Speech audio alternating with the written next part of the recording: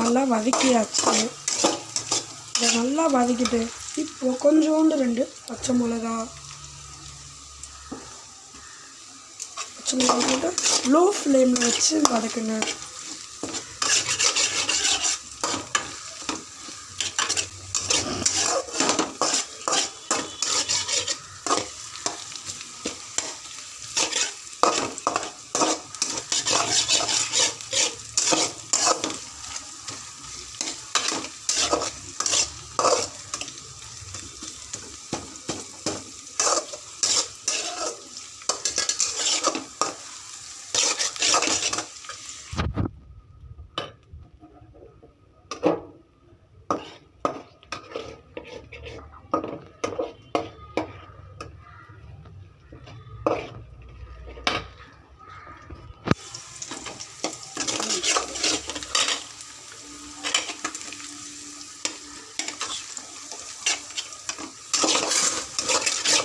நம்ம எவ்வளோக்கு எவ்வளோ வதக்கிறோமோ அவ்வளோ டேஸ்ட்டாக வரும்.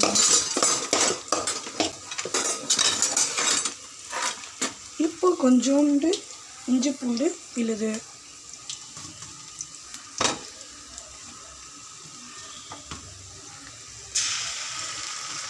நம்ம இது போட்டால் நம்மளுக்கு ஒரு கார்லிக் டேஸ்ட் கிடைக்கும். இப்போ போட்டு நல்லா மிக்ஸ் பண்ணிக்கலாம்.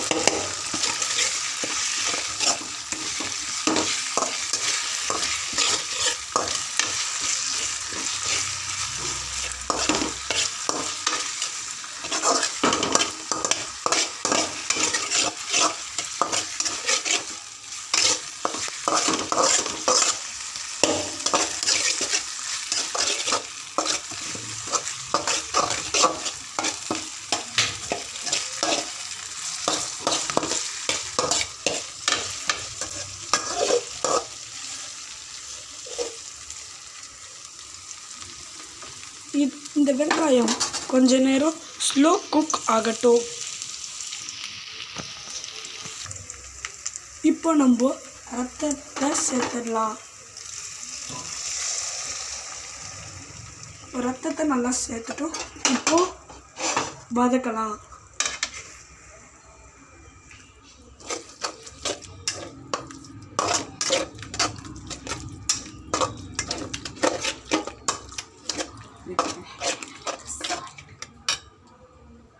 இப்போ நம்ம இதுக்கு தேவையான அளவு சால்ட்டை சேர்த்துக்கலாம். இது சால்ட்டை நம்ம கட்டாயமாக போட்டாகணும்.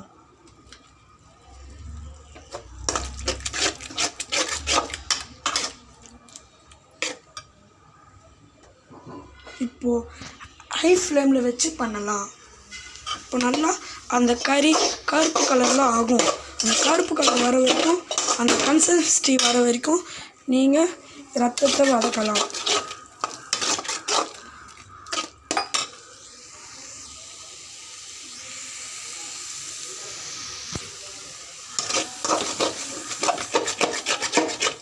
இதை கொஞ்சம் அடி பிடிக்காமல் வதக்குங்க. அடி பிடிச்சிச்சுன்னா ரத்த பொரியல் நல்லா இருக்காது. நம்ம எவ்வளோக்கு கிண்டுறோமோ அவ்வளோக்கு அவ்வளோ இந்த கறி நம்மளுக்கு பிளாக்காக மாறும்.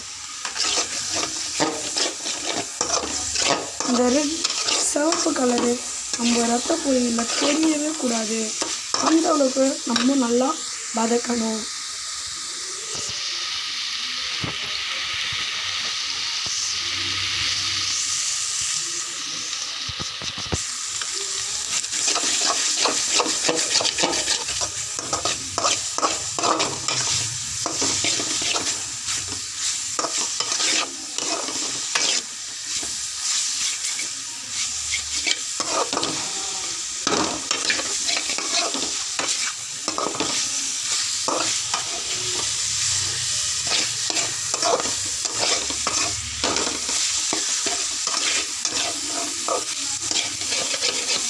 இப்போ கொஞ்சம் நீங்கள் லோ ஃப்ளேமில் வச்சு வதக்குங்க ரத்தத்தை.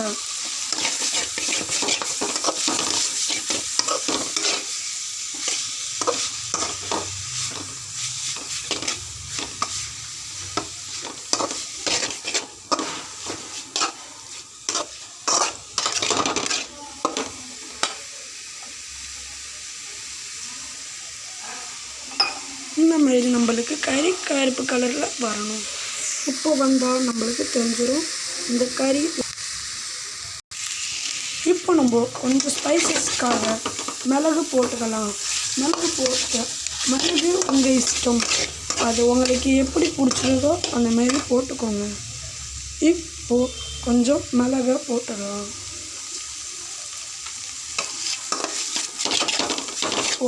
உங்களுக்கு மிளகு பிடிச்சிட்டு இருந்தால் போட்டுக்கலாம், இல்லைன்னா ஸ்கிப் பண்ணிக்கோங்க. நான் பார்த்துக்கிட்டு ரிசல்ட் என்னன்னு சொல்லுறேன்.